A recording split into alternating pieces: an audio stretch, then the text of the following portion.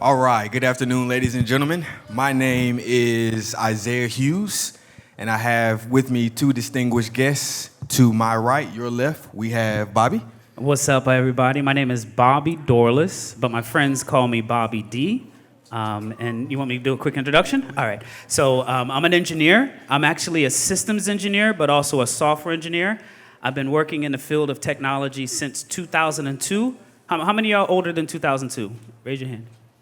2002. So I've been doing this engineering thing as long as you all been alive. I worked at this really cool social media company. I don't know if y'all know it. It's the one that used to be the little blue bird. Y'all know which one that one is? Yeah, so I worked at Twitter for about 10 years, becoming a lead engineer, and now I'm an entrepreneur because I have my own business, and I'm out here to holding it down to talk to y'all about tech and developing the skills to be effective in our field. So thank you so much. Thank you for coming here with us, Bobby. And we also have JT. Go ahead and introduce yourself, sir. What up? JT stands for Joshua Taylor, but you call me JT.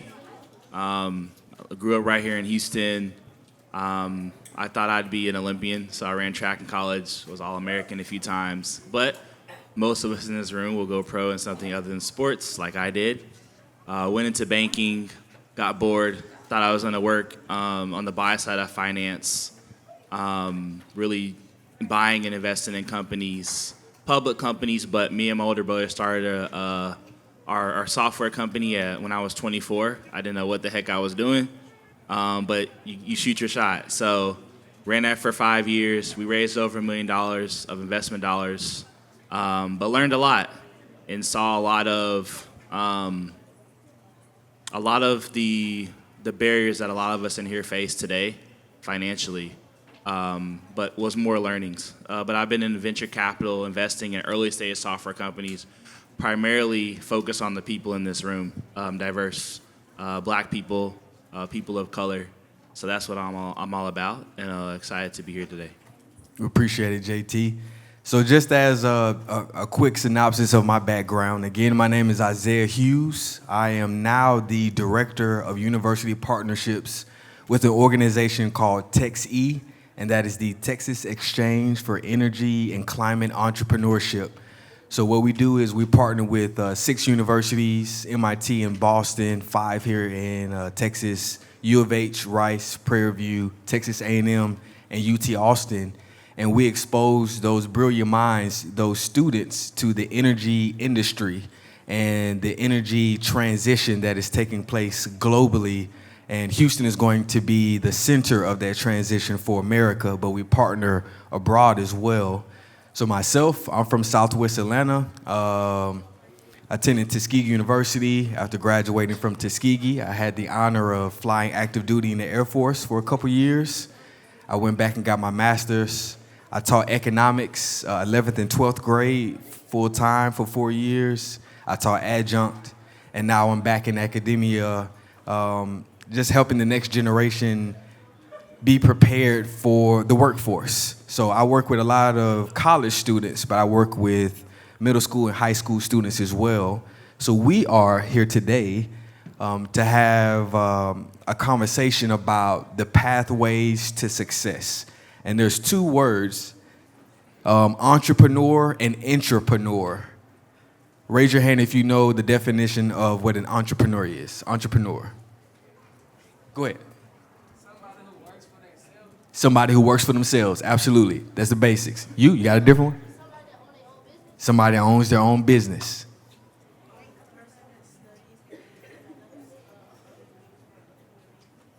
A person that studies and develops other things for other human beings. That's a great answer. I've never heard that before. Yes, ma'am? A person who starts their own business. Okay. Now, who is familiar with the word intrapreneur? Intrapreneur. Go ahead, buddy. Somebody that works with somebody, but it's under very specific conditions. Anyone else? Intrapreneur? Okay. So an intrapreneur is someone that works for a company, but they're very innovative at their job. So typically, when you get a job and you go work for another company, they have set duties and roles for you. So that's the difference between entrepreneur and getting a job for someone else's business. But if you're an entrepreneur, you can work in one of the more innovative departments of the company, or you can take those lessons learned from working for that company and then later apply it to your own business. So taking a job is not always, or in many cases, is never a bad thing. But it's what you do with that opportunity with that job is what separates you from your colleagues, from your friends, and your coworkers. So these two gentlemen have a prominent experience in both entrepreneurship and intrapreneurship. So we want to talk about different pathways for you all to reach success and accomplish your dreams, because there's no set way. All of your journeys are going to be different. All of your decisions are going to be different, but the end goal must remain the same, which is success. All right, so let's go with Bobby. So from your experience, could you please give me some of your core tenets of what it means to be successful, regardless of entrepreneur or intrapreneur, just being a reliable student, an employee, whatever the case may be? What are some of your core tenets that you would recommend? So success usually means how much money I got in my bank account. No, I'm just messing. Money does not mean success, and that's why I say that to start off. For me, success is the knowledge that I gained while I was working, because that was actually the real money. The reason why I say that is I tell my mentees this all the time, is that the knowledge you gain while working is the real asset, because eventually I build up enough assets or enough knowledge to go get my own, right? I went from being an ant worker to bossing up and having my own business, right? As an engineer, my skill sets revolve around building systems and computers and software that the world depends on it. And a lot of y'all didn't even know that it was me back there taking care of it. And that skill set that I developed, you know how much more valuable that is in the streets versus me working for a company, right? And these are the things that we're talking about as you're growing and developing and or having interests, pursuing your passions. Eventually, that will be your new currency. That will be your new asset that allows you to develop. So for me, knowledge is the key, and has been the inspiration for me as I've developed over the years, especially with the love of computers, technology, and writing code. Absolutely. JT, what are some of your core tenets of what it means to be successful? Yeah, just like everyone's path is different, success will be different for everyone. But what that really means for me personally, Dad used to tell me all the time, success is a progression towards a worthy ideal. So I think first you have to figure out who you are first, and that takes time. We're all always figuring that out. But as a person of youth, like you all sitting here, is like, what do you really enjoy? You know, what do you have a passion for? Is that actually a career path for that passion to monetize that? And if you're extrapolating 5 years out, when some of you would be graduating high school and becoming young adults, what does that progress look like for you? As long as you're getting closer to that goal, that's success, that's worthy, and nobody could take that away from you. You just have to put your head down and have the resolve to get closer to it. And you have to see it before it happens. And so for me, whether that's something that's 5 years away or 10 years away, or for me, I'm very passionate about the wealth gap that we have in this country. You know, that's a multi-generational goal, but as long as I'm progressing, I even see this, me being up here, as a part of that success, is being able to pour a little bit into you all. And so that's what I could be proud of. And so you just want to make sure that you're progressing towards something that's worthy, that's within your belief system, but even beyond you, your family, whoever your family support system is in your community. Incredible. My humble advice, one of my core tenets of success, something that is very important to me, is work ethic. Work ethic is what is going to separate you from your colleagues. So you all may not know this now, but as you grow older, you're going to understand that competition is essential to success. You're going to have competitors in one way or another, whether it be a coworker, whether it be in sports or athletics, whether it be when you're in college, or choosing another pathway, which we're going to get into, your work ethic is what's going to separate you from your friends. That's very important. So one of the most valuable pieces of advice that my grandfather gave to me is he told me he wants me to work the same whether everybody's looking or nobody's looking. That's very important. So you all already know, as far as being in school, quite often you all act a certain way and you work a certain way when your teacher is looking. Typically, you know, some bad apples out there, none in here.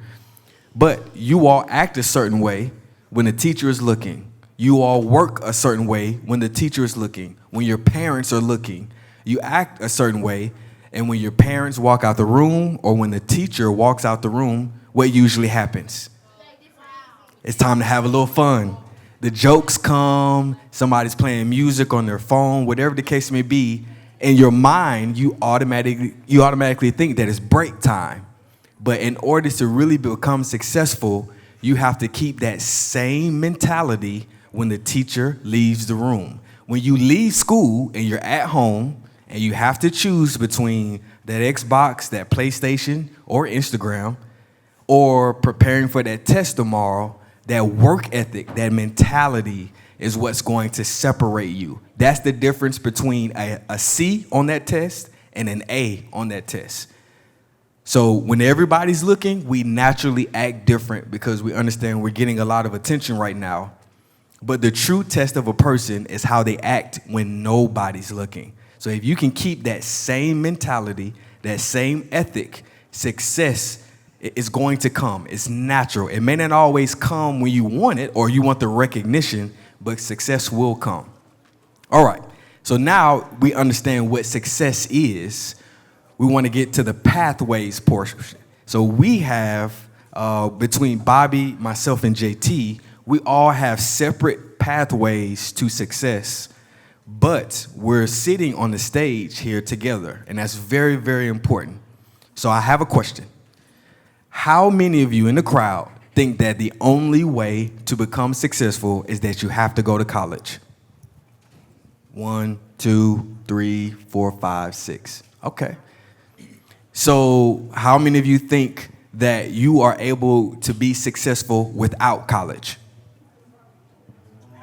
Majority. All right, so here's the next challenge. Explain to me how you're going to become successful without college. Go ahead.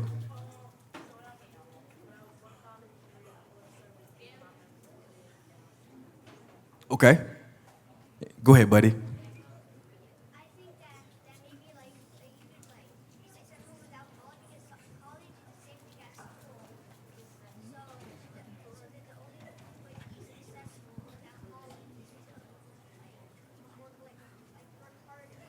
Work harder? Okay.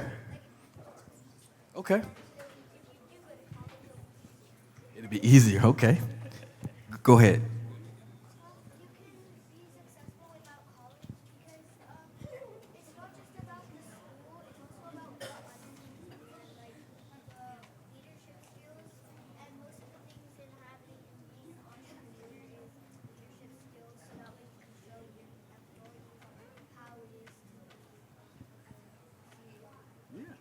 Okay. One more answer. Does anyone have an idea of how they're going to become successful without college? Go ahead. You could? Okay. So you did that because I said I was in the military? All right. So it is true. You can become successful with college and without college, but you're going to have to learn regardless. So the reason I asked you that question is a lot of people think that they cannot go to college and still become successful because they're going to take a different path. You still have to learn. You still have to learn. You still have to apply yourself. You still have to read. There are going to be tests regardless. So we have two different paths. Bobby is a very successful gentleman, but he chose trade school instead of going to college. So share a bit of your path, please, Bobby. And before I share, it looks like we have a little injection. Okay. Oh boy. All right, so I'll drop it real quick. So one of the cool things that happened, one of the things that happened in my life is I grew up in a household where I was a first generation, meaning that my parents came from another country. My parents are originally from Haiti, and I'm one of the first ones in my family ever born here in this country. And one of the challenges we had was this access to college wasn't as open as it is for you all now. But my pops gave me this idea that if I go to technical school for 2 years, then I could be in the industry working for 2 years, and then I could basically be leveling up as close to going to a 4-year college. In general, I would really want to encourage you, if you have a skill that you can develop without going to college, double down on it. You have to, number one, keep that same, practice of, putting in the work, because it's not going to be easy and it's not going to be free, but you can do it, you can achieve it. And a lot of people that I worked with while I worked at big places like Twitter, they went and got PhDs and all kinds of masters, and I'm sitting right next to them, right? So if I had that ability to do it, I know that y'all can do even more. Just make sure that you're pursuing something that you're passionate about, and don't forget to put in the work, because it will pay off. JT, share some of your most valuable, or one of your most valuable experiences with you attending college.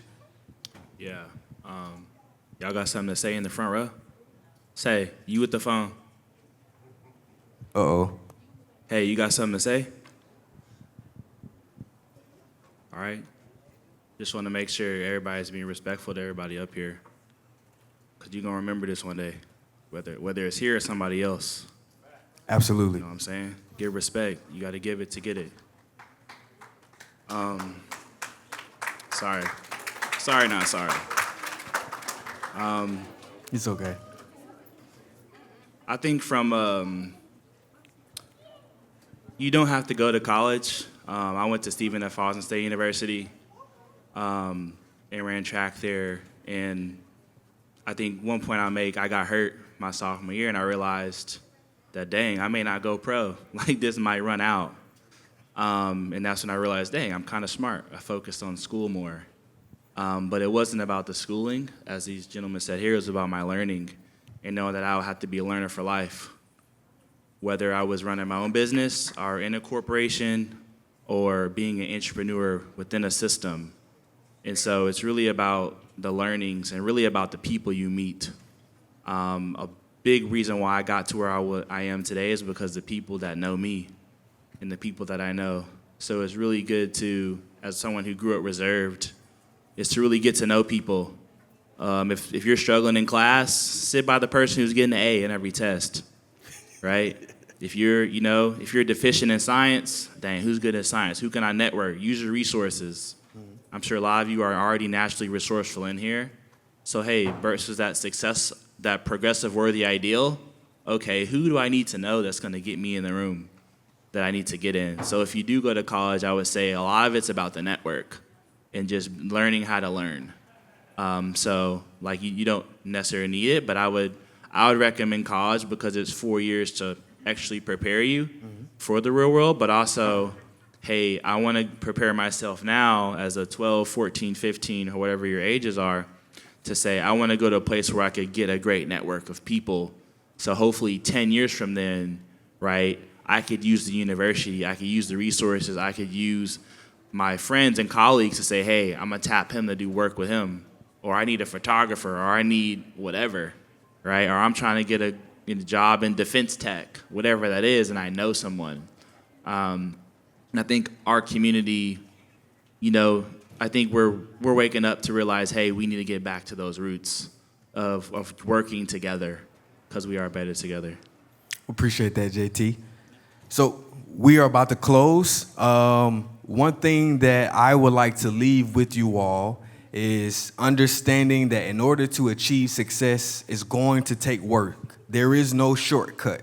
Regardless of what you may see on the internet or someone giving you, hey, I got this inside tip, it's a scam. It's a scam. You cannot shortcut hard work. It's absolutely necessary. The second thing I want you all to understand that there are multiple paths to success.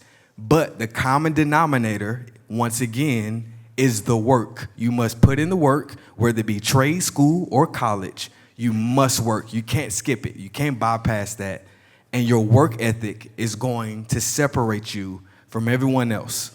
The last bit of advice I want you all to understand is that everyone in this room has heroes. You have your favorite athlete, you have your favorite designer, whatever the case may be. All of those men and women that we look up to, they began working right now. They didn't wait until they were 20 to start working. They didn't wait until they were 25 to start dreaming about what it is they want to do in life. They started making those decisions at 10, 11, 12 years old. And then once they realized what it was, they worked at it. One of my heroes is Allen Iverson. That's my favorite basketball player. That man was bouncing a basketball up and down the driveway at 6. At 6, he started playing and practicing. Same thing with Ja Morant. I know Ja Morant's the guy right now. Him and his dad trained since he was a kid. He started early. This is how he's able to embarrass people on the court because he's been doing it for so long. So I want you all to start practicing right now. Take some time away from the phone, take some time away from the television, and start practicing what you're good at. All right, we got some questions, but is it no questions? I'll come talk to you, buddy. All right, thank you all for your time. Thank y'all so much.